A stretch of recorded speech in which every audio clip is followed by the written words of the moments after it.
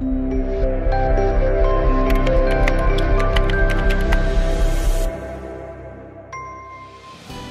¿qué tal? ¿Cómo están? Sean todos bienvenidos. Vamos a continuar estudiando el libro de Génesis. Ya vamos por el capítulo 14 y vamos a retomar, por supuesto, este capítulo y darle continuidad a una historia que fue por demás emocionante, porque vemos cómo Abraham ha ido madurando en la fe, cómo esto ha tenido una afectación muy positiva en su carácter y cómo nosotros vamos aprendiendo en este caminar de fe de Abraham a nosotros también imitarle en este crecimiento que él va mostrando. Y te acuerdas que lo último que vimos es que realmente vivimos en un mundo lleno de conflicto que se evidenció por estas alianzas de estos reyes invasores, por aquellos reyes de Sodoma, Gomorra y otros lugares, y cómo Lot se vio afectado por aquella decisión que tomó de irse al mundo y cómo tuvo implicaciones en su vida y cómo él lo perdió todo. Pero ahora Abraham armó a sus criados, también algunos aliados que él tenía, y recuperó tanto los bienes como a su sobrino Lot. Lo que vamos a leer a continuación es, por supuesto, lo que sigue de esa narrativa luego de esta victoria importante. Y estamos acá en Génesis capítulo 14, en el verso 17, donde retoma la narrativa y dice: cuando volvía de la derrota de Kedorlaomer y de los reyes que con él estaban, salió el rey de Sodoma a recibirlo al valle de Sabe, que es el valle del rey. Verso 18. Entonces Melquisedec, rey de Salem y sacerdote del Dios Altísimo, sacó pan y vino y le bendijo, por supuesto, a Abraham, diciendo: bendito sea Abraham del Dios Altísimo, creador de los cielos y de la tierra, y bendito sea el Dios Altísimo, que entregó tus enemigos en tu mano. Y le dio a Abraham los diezmos de todo. Verso 21. Entonces el rey de Sodoma dijo a Abraham: dame las personas y toma para ti los bienes. Y respondió Abraham al rey de Sodoma: he alzado mi mano a Jehová, Dios Altísimo, creador de los cielos y de la tierra, que desde un hilo hasta una correa de calzado nada tomaré de lo que es tuyo, para que no digas: yo enriquecí a Abraham, excepto solamente lo que comieron los jóvenes, es decir, los siervos que él armó.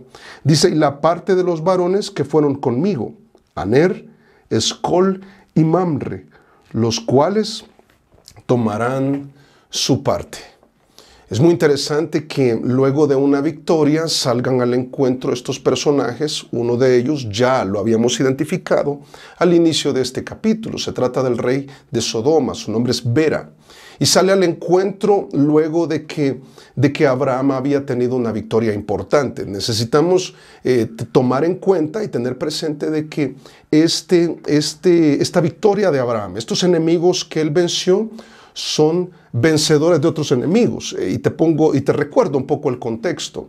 Es que era Kedorlaomer, un rey poderoso que había tenido subyugado a los reyes de la llanura, dentro de los cuales estaban Sodoma y Gomorra, dentro de los cuales era rey Bera, rey de Sodoma.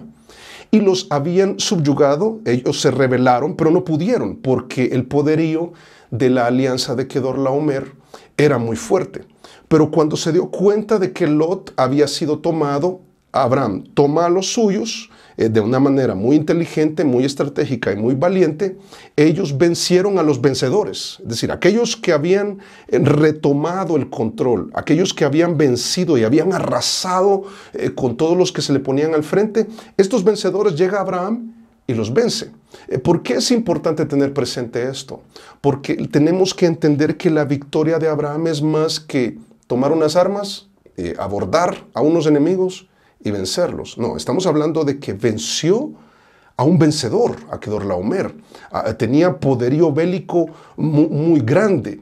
Y ahora esto nos hace pensar que tú y yo vamos a ver que podemos también alcanzar grandes logros en nuestra vida, logros importantes en nuestra vida. Y es probable que ya estés pensando en algunos logros académicos, quizás logros profesionales, quizás logros empresariales. Probablemente te ha ido bien en el negocio y qué bueno. Podemos tener logros importantes con nuestros hijos o con nuestros familiares o con incluso muchos logros en la vida misma, en el carácter de cada uno de nosotros, logros en nuestro liderazgo. Y ahí debemos recordar que debemos tener mucho cuidado con el éxito. Fíjate que Abraham, en este caso podemos pensar en todos los logros que él ha acumulado hasta este punto. Él salió de Ur de los Caldeos, llegó a Abraham. Ahora Abraham es un hombre que resuelve sus conflictos con madurez. ¿Te acuerdas cómo él resolvió el conflicto entre los pastores de Lot y sus pastores? Y lo hizo con mucha madurez. Ahora se ha rodeado de las personas correctas. Él tiene aliados a Escol, a Mamre, a Ner y a esos siervos con los cuales él venció. Está rodeado de las personas correctas. Disfruta de comunión con Dios en Hebrón. ¿Te acuerdas lo que acabamos de leer anteriormente? También venció a un enemigo poderoso y ahora es capaz de ayudar a otros eficazmente. Me refiero a su sobrino Lot. Y cuando uno llega a este punto, uno puede pensar que ya no hay más en la vida. Pero la verdad es que lo que acabamos de leer es que Abraham ha logrado una victoria importante en una batalla, en un campo de batalla físico, que es recogido por la historia y la narrativa de lo que acabamos de leer.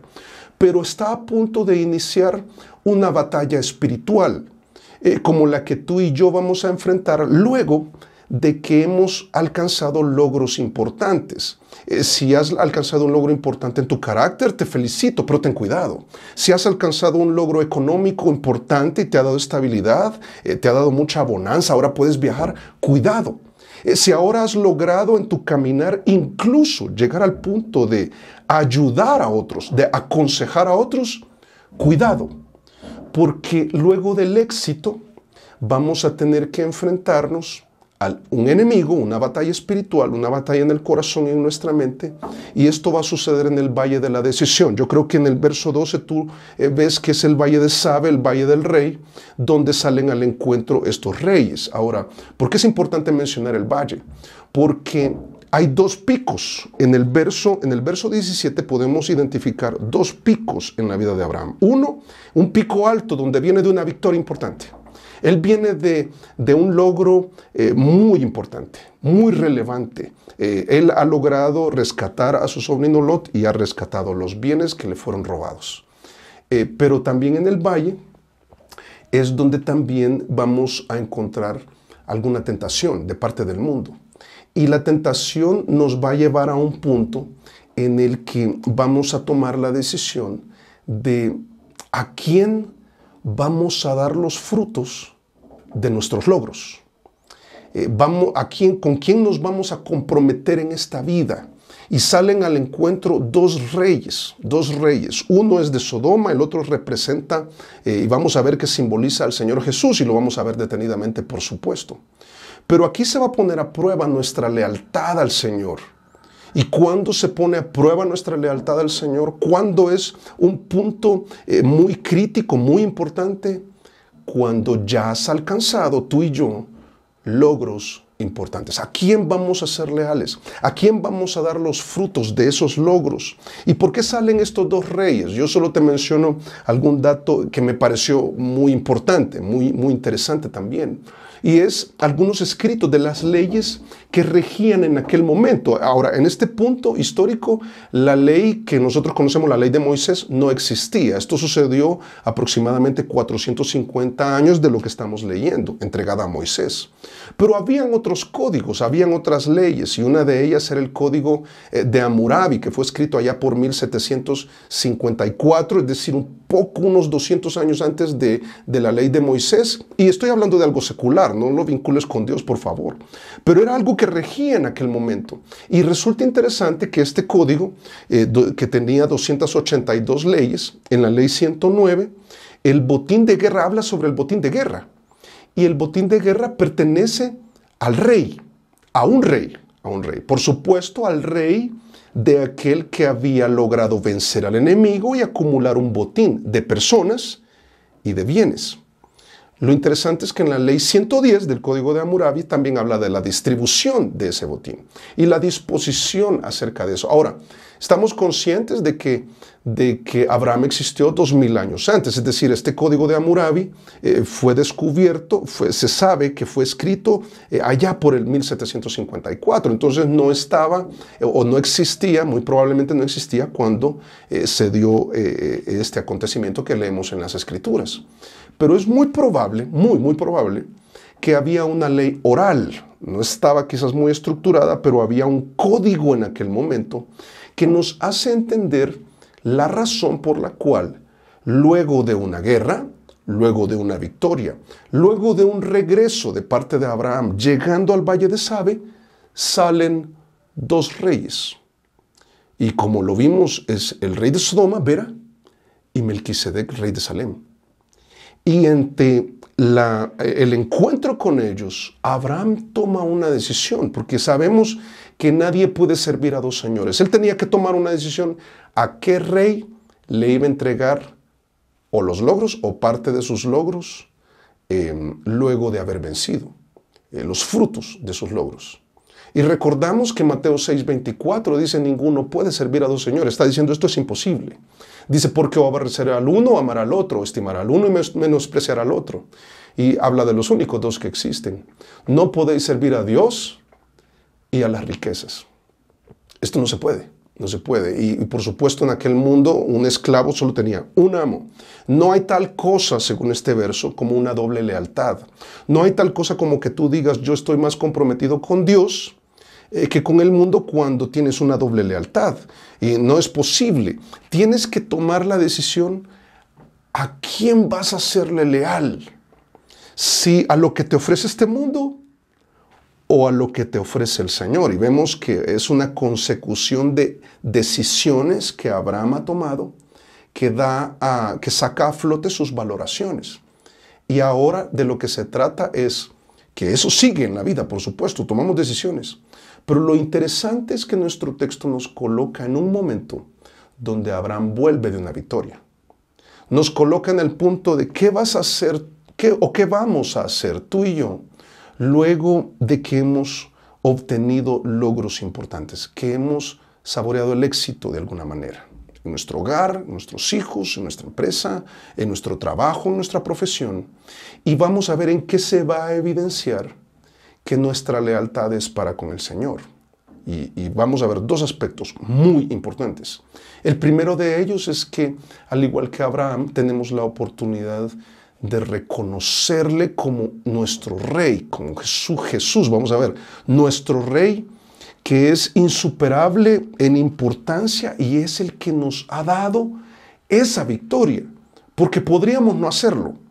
Pero Abraham toma la decisión de compartir, de recibir aquello que el rey de Salem le da, que vamos a ver que es pan y vino, y luego él le da los diezmos de todo. Y por supuesto vamos a aprender acerca de qué dice la Biblia acerca de los diezmos. Va a ser una buena oportunidad para aprender la verdad de Dios al respecto. Pero entonces, lo primero que hace, dice aquí en el verso 18, aparece un personaje que resulta hasta misterioso por algunos, porque de la Biblia, del registro bíblico completo, en Hebreos capítulo 7 dice que Melquisedec es un rey y sacerdote que no tiene genealogía. Ahora, la referencia a la que hace Hebreos 7 es a que no hay un registro de dónde procede. O sea, de repente sale Melquisedec y vamos a ver que Melquisedec simboliza a Cristo por lo que él es.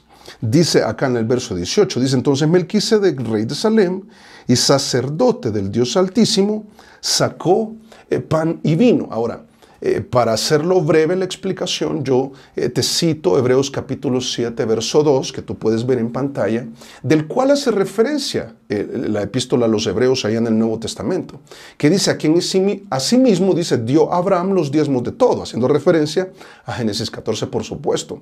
Dice, cuyo nombre significa, primeramente, ¿qué significa Melquisedec? Que es rey de justicia. Y también rey de Salem, esto es, o sea, Salem significa que es paz, rey de paz. Ahora, estos dos elementos, justicia y paz, hacen una referencia al reinado de Jesús.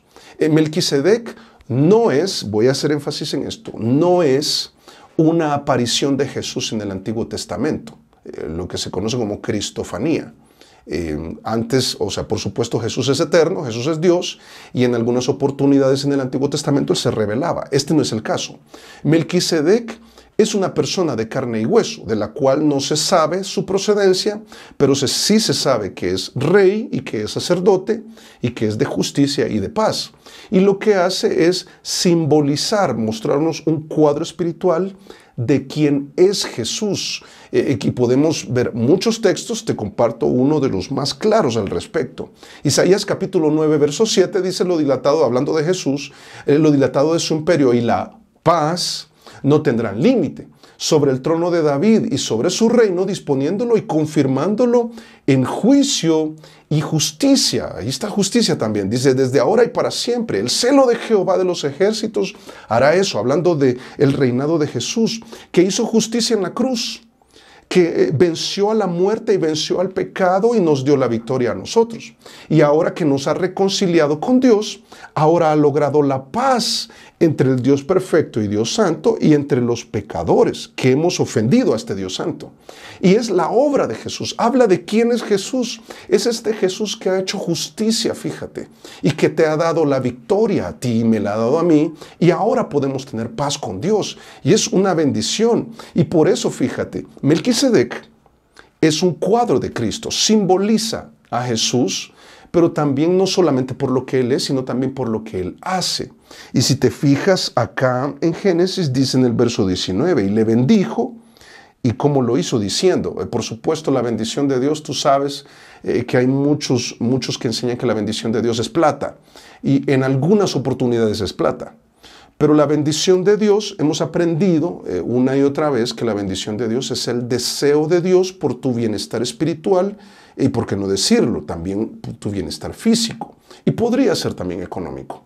Pero en este caso dice, y lo bendijo diciendo, es decir, bendijo a Abraham por esto que le dijo. Y esto que le comunicó es un mensaje celestial, es algo tremendo, pero también por lo que hizo, fíjate. Dice aquí en el verso 19, y le bendijo diciendo, bendito sea Abraham del Dios Altísimo, creador de los cielos y de la tierra. Y dice, y bendito sea el Dios Altísimo. O sea, las Escrituras te dicen, somos bendecidos por un Dios que es bendito. Porque la reacción, la respuesta de la bendición de Dios a nuestra vida, que es conocer su palabra, aquí está el bien decir de Dios, el deseo de bienestar de Dios, y esto procede de un Dios al cual nosotros bendecimos. Dice, y bendito sea el Dios, otra vez, Altísimo, que entregó tus enemigos en tu mano, y luego, por supuesto, vemos que Abraham hizo una ofrenda ahí. Pero antes de ver esto, recordamos que así como Melquisedec dio pan y vino, asimismo te acuerdas que Jesús hizo lo mismo allá en 1 Corintios 11, versos 23 al 26. Te animo a que lo busques en tu Biblia y lo estudies. Aparte, por un tema de tiempo, no lo vamos a hacer en este momento.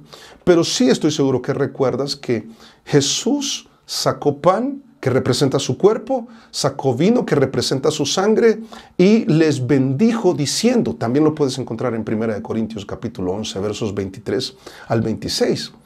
Qué tremendo, porque lo que está sucediendo, fíjate, allá, es que le salen al encuentro a Abraham dos reyes, uno representante del Señor, cuadro de Jesús, y hace lo mismo que Jesús. Es un rey y sacerdote que hace justicia y hace paz.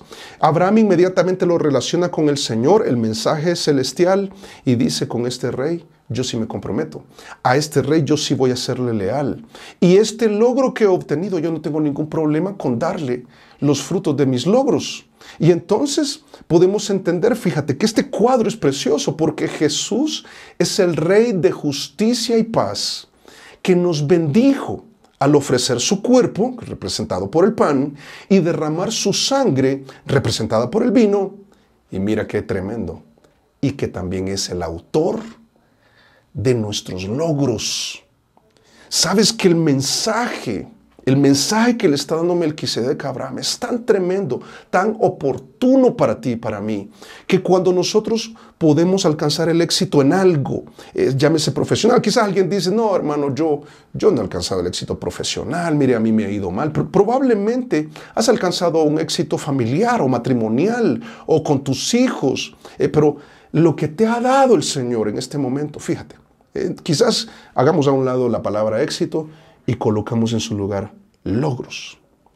Eso que tú has logrado, eso que hemos logrado, es porque el Señor nos ha ayudado. Y qué importante es reconocerlo. Mira, y ahora sí traigamos de nuevo éxito, porque obviamente viene de una campaña militar exitosa en el caso de Abraham. Pero si ya disfrutaste el éxito, si estás en éxito ahorita, o estás esperando el éxito y llega, qué importante va a ser que reconozcas que el Señor es quien te lo ha dado. Porque es lo que le dice Melquisedec. Tú venciste no porque eran 318.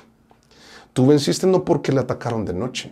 Tú venciste no por tu valentía, no por las armas, no porque ustedes son lo máximo y vencieron a los vencedores. Fue porque el Señor lo entregó en tu mano. Abraham, ven para acá, ven para acá. Ese logro, mira, eso que tú tienes, el Señor te lo ha dado. El Señor te dio la oportunidad. El Señor te dio la inteligencia. El Señor te dio la capacidad. El Señor te dio los contactos. El Señor te puso a tu alrededor los familiares. El Señor te dio la idea. El Señor es el autor de tus logros. Y sabes, si dices, si existiese el caso, no, yo ningún logro. Yo lo único que he logrado son deudas, lo único que son problemas. Pero fíjate, hacemos a un lado eso y hay un logro importantísimo que debemos reconocer, y es que Él ha logrado nuestra salvación. Él ha logrado la victoria sobre el pecado, sobre el diablo, sobre el mundo.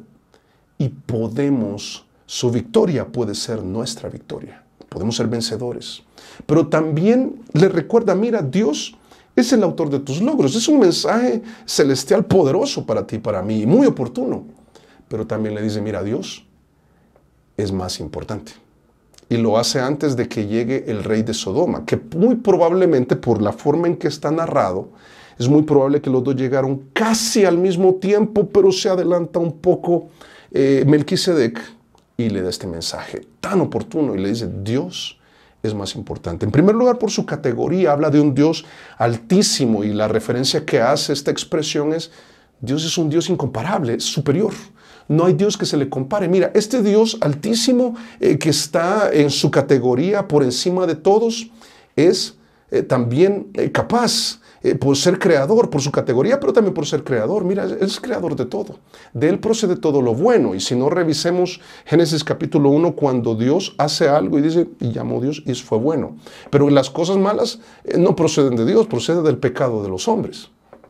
Pero todo esto que Dios ha dado, esta victoria que te ha dado, este logro que Él te ha dado, viene de Él, por su capacidad, cuando tiene la capacidad para bendecirnos. Es el único que puede desearte el bien y producir ese bien que te desea y que nos desea.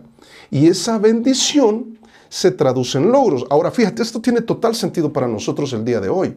Es que por el hecho de que Cristo murió por nosotros, que ofreció su cuerpo como el pan y derramó su sangre como el vino y nos bendijo con toda bendición espiritual, ha tenido un impacto en nuestra vida, en que hemos sido bendecidos por su palabra, donde hemos aprendido los principios financieros para ser aplicados a nuestra realidad, los principios matrimoniales para aplicarlos a nuestra relación, los principios que hace sobre la educación de los hijos, y entonces hemos corregido algunos aspectos y estamos criando mejor a nuestros hijos. Los principios morales, los principios espirituales que tocan tu autoestima y entonces te han sacado de una baja autoestima, cuando te ha dado principios sobre liderazgo y has crecido, e incluso entonces eso te ha llevado a ser un mejor líder en la empresa, a ser un mejor esposo, a ser un mejor vecino, a ser un mejor ciudadano, a ser alguien que está logrando cosas importantes en la vida. Y todo esto procede del Señor, de un Dios que es lo más importante. Fíjate, qué impresionante, porque esto nos lleva, fíjate, a concluir que reconocer que Dios es el autor de nuestros logros va más allá de una aceptación mental. lo que comprobará tal reconocimiento de que Dios es lo más importante y el autor de nuestros logros, es lo que haremos con el fruto de esos logros. Es que lo primero que hacemos cuando entendemos de que Dios es lo más importante y que mi lealtad va a comprometerse con Él. Cuando tú llegas a la conclusión, lo que yo tengo es porque Dios me lo ha dado. Lo que he logrado es porque Él me ha ayudado. Es esta bendición que me ha dado en Jesús. Ha hecho de mí que mi hogar se ha transformado, que mi matrimonio se ha transformado. Entonces he recibido tanto de Él que cuando le reconocemos, entonces le retribuimos. Que es exactamente lo que hace Abraham acá en la parte segunda del verso 20. Dice, y le dio Abraham los diezmos. Y si terminas de leer conmigo, ahí dice los diezmos de todo. Los diezmos de todo. ¿De todo qué? Por supuesto, en la narrativa está hablando de todo el botín de guerra, donde, ¿te acuerdas? Los códigos de aquel momento tenían que ser elegido un rey al cual yo voy a dar el botín. Ahora está claro que aquí lo que comandaba era que era una parte, era el 10%. Le dio, ¿a quién le dio los diezmos de todo? A Melquisedec. ¿A quién representa Melquisedec? A Jesús, según Hebreos capítulo 7. ¿Cuál es el cuadro espiritual acá? Mira, cuando tú y yo reconocemos que Jesús es digno de recibir el fruto de nuestros logros, cuando lo reconocemos verdaderamente, se va a evidenciar una lealtad que hace inevitablemente y naturalmente que le retribuimos.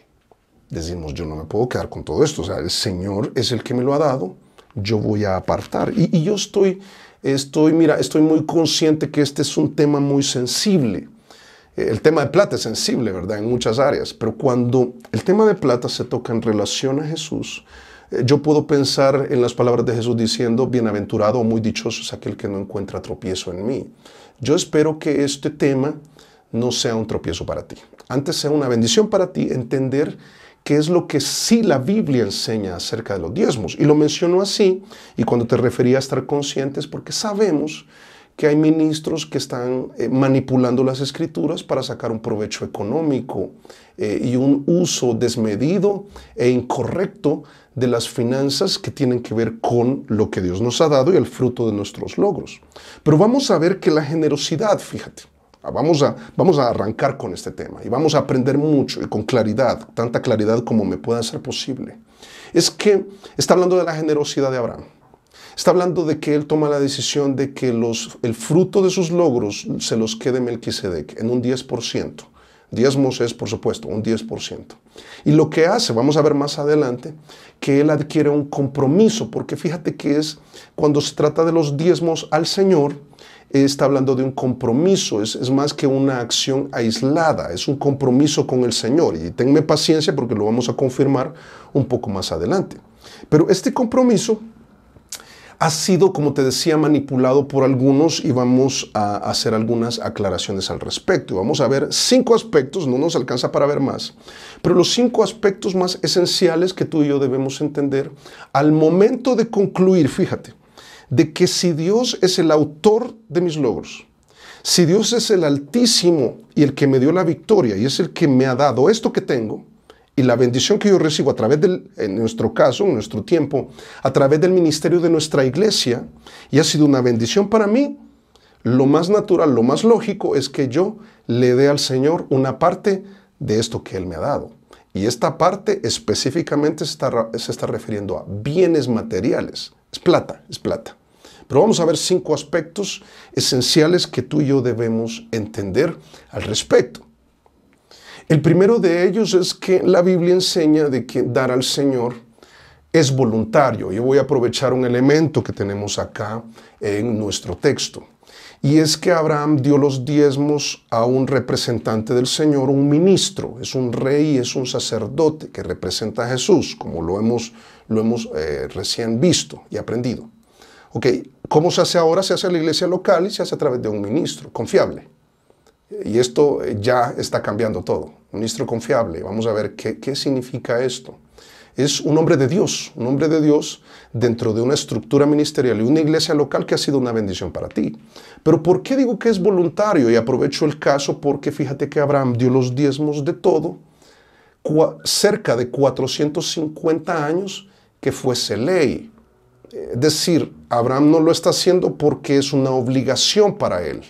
Él lo está haciendo porque reconoce al Dios Altísimo, creador de los cielos y la tierra, todopoderoso, que le dio la victoria y le ha dado el fruto de ese logro, y lo menos que puede hacer es: Señor, con todo mi corazón, te doy los diezmos de todo. Fue espontáneo, fue del corazón.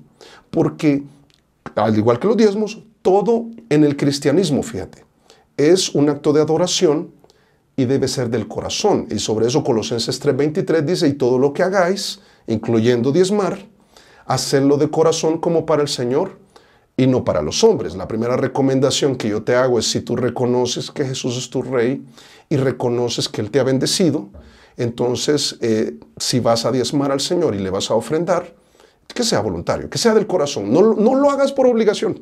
Y si lo estás haciendo por obligación, corrige eso, corrige eso. Debe ser algo voluntario. En segundo lugar, dar al Señor. Y aquí, mira, el 10% es un parámetro. Es un parámetro, porque obviamente puede surgir la pregunta: ¿y puedo dar menos del 10%? O tal vez la pregunta sea: ¿puedo dar más del 10%? 10% es un parámetro muy saludable que te dice que el 10% es lo justo darle al Señor. Y si estás dando menos, es bueno ir buscando el 10%. Y si estás dando más, no estás mal. ¿Sabes por qué? Porque en Hechos 4:34, si tú dices: no, yo quiero hacerlo como la iglesia primitiva, la iglesia en sus comienzos, entonces es otro el parámetro, ¿verdad? Porque Hechos 4:34 dice: así que no había entre ellos ningún necesitado, porque todos los que poseían heredades o casas las vendían y traían el precio de lo vendido. ¿Qué está diciendo ese texto? Que en sus inicios los creyentes vendían sus propiedades y daban el 100%. Ahora, ¿estoy diciendo que hagas lo mismo? No. Estoy diciendo que 10% es un parámetro que te puede dar una idea más clara sobre cuánto puedes darle al Señor. Pero entonces, ¿tengo que hacerlo por obligación? No, porque acabo de decir que es voluntario. Pero entonces, ¿cómo? ¿A quién le digo? ¿A quién le digo cuánto doy? Al Señor, al Señor. De hecho, lo más saludable es que sea algo entre tú y Dios, es algo que le das a Dios. Pero bueno, y vamos a ir viendo, quizás me estoy adelantando un poco, vamos a ir estructuradamente. Primero es voluntario, en segundo lugar, dar el 10% es un buen parámetro, es muy saludable, es muy recomendable, da estructura, da orden. También entender que dar al Señor ese 10% es una inversión, y aquí voy a aclarar algo.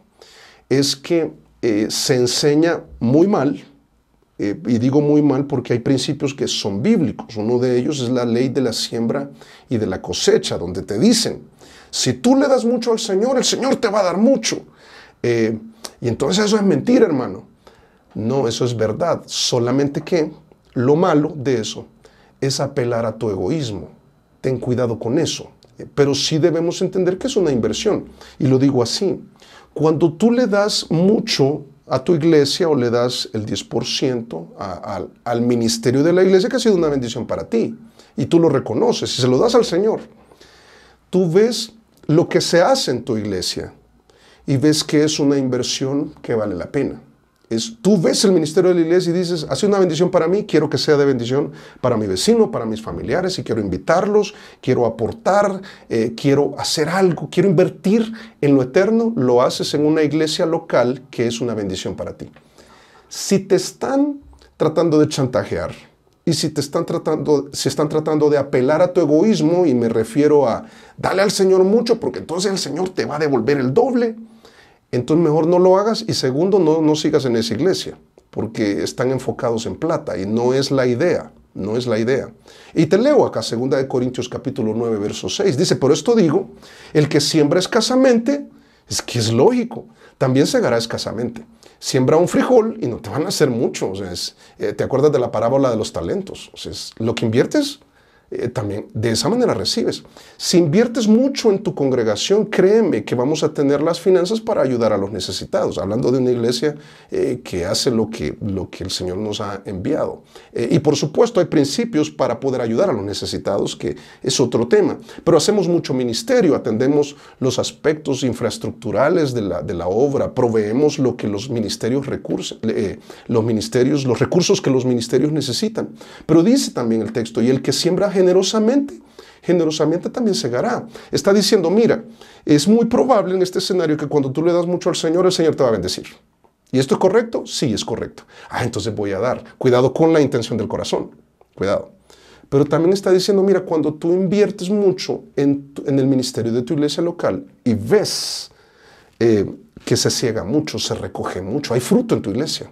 Hay fruto, la iglesia crece tanto espiritualmente como numéricamente, tenemos para seguir haciendo ministerio, para lograr la visión que Dios nos ha dado. Y en ese sentido es importante entender que eso no es que tú das y eso se pierde. Al menos eso no debería pasar. Debería ser una inversión espiritual. Dar ese 10% es una inversión. También dar al Señor ese 10% es planificado. Dice 2 Corintios capítulo 16, verso 2. Dice, cada primer día de la semana, cada uno de vosotros ponga aparte algo. O sea, tampoco, no son las obras. Y lo digo otra vez, las sobras de lo que andamos. Aquí ando las vueltas. Ahora no sé cuánto ando de vueltas ahora, entonces eso voy a dar. No, por eso el 10% es algo muy saludable. Yo te decía, es que yo aparto para el Señor de manera planificada lo que esté en mi corazón. Y tiene que ser el 10%, ya te dije, es un parámetro. ¿Y tengo que hacerlo? No, es voluntario. Pero es una inversión. Y si es una inversión, venga, voy a tomar mi presupuesto y voy a planificar invertir en esto. Como quien invierte, yo no sé, en algunos portafolios de algunos bancos, lo cual no está malo. Pero entonces dice el texto, según haya prosperado. O sea, es el 10% de lo que tú tienes. Es obvio, ¿verdad? Guardándolo, dice, para que cuando yo llegue no se recojan entonces ofrendas. Entonces está diciendo el apóstol, y esto es planificado. O sea, piensa en la cantidad y sé fiel en ello. Y finalmente, mira, dar al Señor el 10% lo determina el corazón, no la cartera. 2 Corintios 9:7 dice, cada uno dé, en el contexto de ofrendas, dice, cada uno dé como propuso en su corazón, no con tristeza. Es decir, si vas a dar, no quita de tu mente y de tu corazón me va a hacer falta. Esto me va a hacer falta. No con tristeza. Si lo estás dando con tristeza, mejor no. Ni por necesidad. Venga, la iglesia necesitamos hacer algo con ese techo. Oiga, pongamos un piso nuevo, compremos otras sillas más cómodas. Yo no sé. Qué bueno ver las necesidades de tu iglesia y tener tu corazón en la casa del Señor. Es bueno, pero fíjate que no funciona así, no es por necesidad. Porque cuando hay necesidad doy, hermano, y cuando yo veo que no hay necesidad, yo no doy. Dice, ni por necesidad, porque Dios ama al dador alegre. Mira, el corazón es clave, como propuso su corazón. A veces, o a menudo, no es un tema de la cartera, no es que no tengas, es que no hay corazón. No hay corazón. Y eso es lo que cada uno de nosotros debe evaluar. Y por supuesto podemos pensar en excusas, que decir excusas no válidas es redundar. Por eso yo digo excusas. Algunos creen, mira, yo no doy dinero, pero sirvo. Mal porque estás mezclando algo que no deberías mezclar. Servir al Señor es una cosa, dar al Señor es otra. Entonces, si sirves, te felicito, qué bueno. Pero si no das porque sirves, qué mal, porque no lo has entendido. Yo no sirvo porque doy. Al revés, ¿verdad? Yo no tengo tiempo, yo lo que tengo es dinero. Entonces, tomen y confórmense con eso, porque de mí no va a haber nada más. Vamos a ver más adelante cómo Abraham es un ejemplo para nosotros en este tema, cómo él servía y cómo él daba. Lo mismo para nosotros. Otro dirá, no, yo no doy porque el mal testimonio de las iglesias. Y aquí yo te digo algo. Si tu iglesia tiene un mal testimonio en el manejo de las finanzas, yo ahí estoy de acuerdo, yo creo que no hay que dar ahí. Pero entonces busca una iglesia local que sea una bendición para ti y tú dices, yo sí doy. Porque ahí es una bendición. Así una bendición para mí, quiero que sea una bendición para otros. ¿Y qué hago? Invierto. Entonces das con el corazón correcto. Otros dirán, no es eso, sino que yo doy para otras causas. Yo ayudo a los pobres. Por eso es que no doy a la iglesia. Estás equivocado también, estás confundido porque dar a los pobres, que es algo bueno, hay que hacerlo, es bueno para nuestro corazón en cuanto a la plata, pero eso no te libera de la responsabilidad que tenemos de hacerlo con nuestra iglesia local. Haz las dos cosas. No me alcanza. Organízate. Y ten cuidado porque fíjate que la generosidad no solo requiere compromiso, sino que también cautela. Y sobre eso, Abraham nos va a dar unas lecciones tremendas a continuación. Pon mucha atención. Dice verso 21. Entonces sucede posterior a que Abraham acaba de dar los diezmos de todo. Todo el botín, históricamente. En el verso 21 dice, entonces el rey de Sodoma dijo a Abraham, dame las personas y toma para ti los bienes. Esta propuesta es muy tramposa, es muy maligna. Y Abraham se da cuenta. Abraham tiene la perspicacia, tiene el discernimiento y dice, yo con este rey no quiero en nada. Yo no quiero estar en deuda con este hombre. Yo estoy consciente de la moralidad, y más bien inmoralidad de este hombre. Me doy cuenta de las intenciones que están detrás. Y yo con este no quiero tener nada que ver. Pero lo tremendo es que se identifican, y eso aquí es donde debemos tener cautela, identifica algunos valores mundanos y algunos compromisos mundanos que pueden dañar nuestro compromiso adquirido con el Señor. ¿Por qué lo digo? Mira verso 22. Dice, y respondiendo Abraham al rey de Sodoma, me encanta el carácter que veo yo en él, ¿verdad? Dice, he alzado mi mano a Jehová Dios Altísimo, creador de los cielos y de la tierra. Una pausa acá, una pausa. No dice he alzado mis manos como una expresión de adoración. Dice, he alzado mi mano. Y dice, es decir, he hecho un voto, he dado mi palabra. ¿De sobre qué? Dice, y respondió Abraham al rey de Sodoma, he alzado mi mano al Dios Altísimo, creador de los cielos y de la tierra, verso 23, que desde un hilo, de lo más pequeño, hasta una correa de calzado, algo más grande relacionado a lo que hacía un siervo en relación a su señor. Ataba sus sandalias o las desataba cuando llegaban a casa. Dice, nada tomaré de lo que es tuyo, para que no digas, yo enriquecí a Abraham. Y todo está amarrado en su contexto. Si Abraham reconoce que su logro viene del Señor y los frutos de ese logro son del Señor, yo no voy a aceptar lazos o compromisos con este mundo que me lleven a fallarle al Señor en esta mano que he alzado con el cual me he comprometido. Porque fíjate, la generosidad es buena, es un compromiso, pero también hay que tener mucha cautela porque a veces no le podemos cumplir al Señor por algunos compromisos o algunos lazos que hemos adquirido con el mundo. Y mira, el mundo va a ofrecerte deudas indebidas. Los valores de este mundo, ¿sabes cuáles son? Los mismos de Vera. Toma para ti los bienes y dame las personas. ¿Y esto qué significa, hermano? Es que fíjate que la oferta de Vera es la misma que te hace tu profesión. Es, dame tus horas y olvídate de tu familia. La plata es más importante. Mira, dame mejor, incrementa tus ahorros, incrementa tus inversiones, que no es necesariamente malo, pero lo malo es que vaya en detrimento de las personas. Mira, toma tus recursos y toma tus logros que tú has logrado. Y entonces, dámelos a mí, dice el mundo, y olvídate del ministerio de tu iglesia.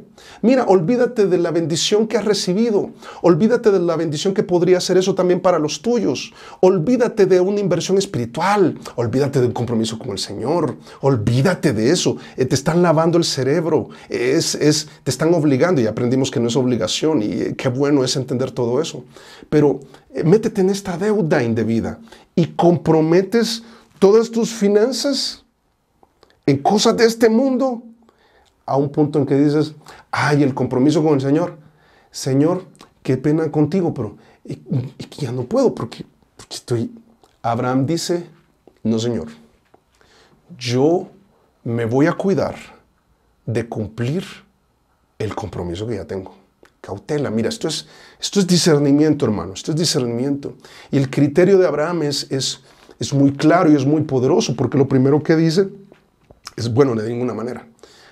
Yo ya reconocí que mi riqueza viene de Dios. Estos logros vienen de Dios. Y de Dios van a ser mis frutos.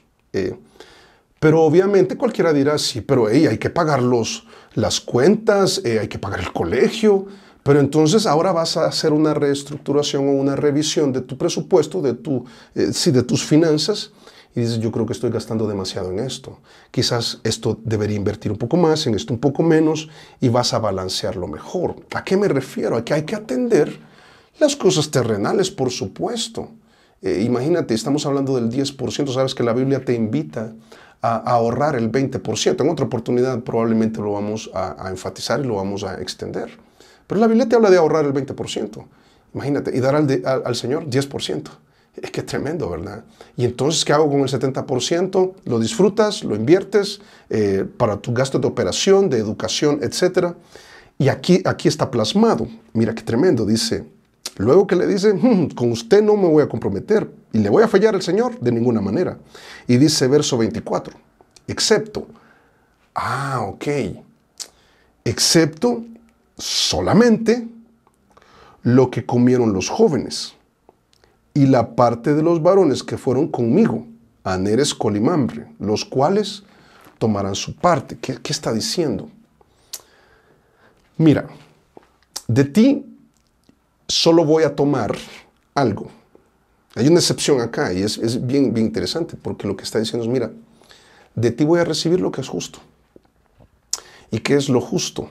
Recibir de este mundo lo obvio, tu salario, tus bonos, tus horas extra que no tuviste opción, tú no lo elegiste, tuviste que trabajar horas extra, las primas que te dan a medio año o a fin de año, lo voy a recibir y eso lo voy a usar para pagar cosas de mi familia, de mis hijos, de la alimentación, todos los gastos de operación. Y algunas vacaciones probablemente, pero nunca en detrimento de mi compromiso al Señor, ya lo vimos. Pero Abraham está muy claro, dice, dame lo que es justo. Y dentro de lo que es justo, también responder, el criterio de Abraham es recibir lo justo, también responder por lo que ya está hecho. O sea, mira, los jóvenes que yo me llevé, o sea, cuando tomamos del botín, ellos tomaron una parte y se alimentaron de alguna de esa parte del botín. Lo que está hecho es lo único que te voy a recibir porque ya está hecho. ¿Sabes que esto me hace pensar en probablemente algunas malas deudas que probablemente tú tengas en este momento? Y entonces hay que pagarla. Te animo, haz un plan financiero, quizás busca consejería, busca del Señor también, y Dios puede ayudarte a manejar mejor tus finanzas. Pero lo que ya está hecho. Abraham dice, lo que se comieron, ya se lo comieron. Entonces, qué pena, lo siento, pero es justo, es justo. Pero lo tremendo es lo tercero, que es, bueno, voy a recibir lo justo, voy a responder por lo que ya está hecho, o sea, ya se consumió, pero ya se hizo, ¿verdad? Ahora lo voy a hacer mejor, probablemente podríamos aplicarlo de esa manera, pero también voy a respetar lo que decidan los demás. Mira, aquí qué importante es que tú y yo como cristianos tenemos nuestras propias convicciones. Y son tus convicciones, son mis convicciones. Y no debemos imponerlas a los demás. Pero Aner, Escol y Mamre, dice Abraham, ellos, si se quieren endeudar contigo, Vera, rey de Sodoma, allá ellos. Yo no, yo tengo un compromiso con el Señor, pero ellos, mis hijos no sé qué van a hacer, yo les estoy enseñando y quiero que vean en mí el ejemplo, pero ellos van a tomar sus decisiones. Qué importante es que tú le modeles la forma correcta. Mira, qué tremendo, porque es un tema de lealtad. Es un tema de lealtad. Dices, yo voy a ser leal al Señor. Y se va a evidenciar en que yo reconozco que lo que he logrado es por Él y le doy de mis frutos. Y por eso le retribuyo. No solo le reconozco, le retribuyo. Mira, porque ninguna deuda con este mundo debería afectar el privilegio de dar al Señor el fruto de nuestros logros. Por eso mira qué contenido más precioso, más poderoso, que también qué claro es, qué bendición tenerla clara, que nuestra lealtad al Señor se evidencia, como Abraham. Y se evidencia en dos aspectos muy sencillos de entender, probablemente muy difíciles de aplicar. Pero a pesar de ello, entender que la lealtad hacia el Señor se evidencia en que le reconocemos. ¿Y en qué se evidencia que le reconocemos? Es que le retribuimos.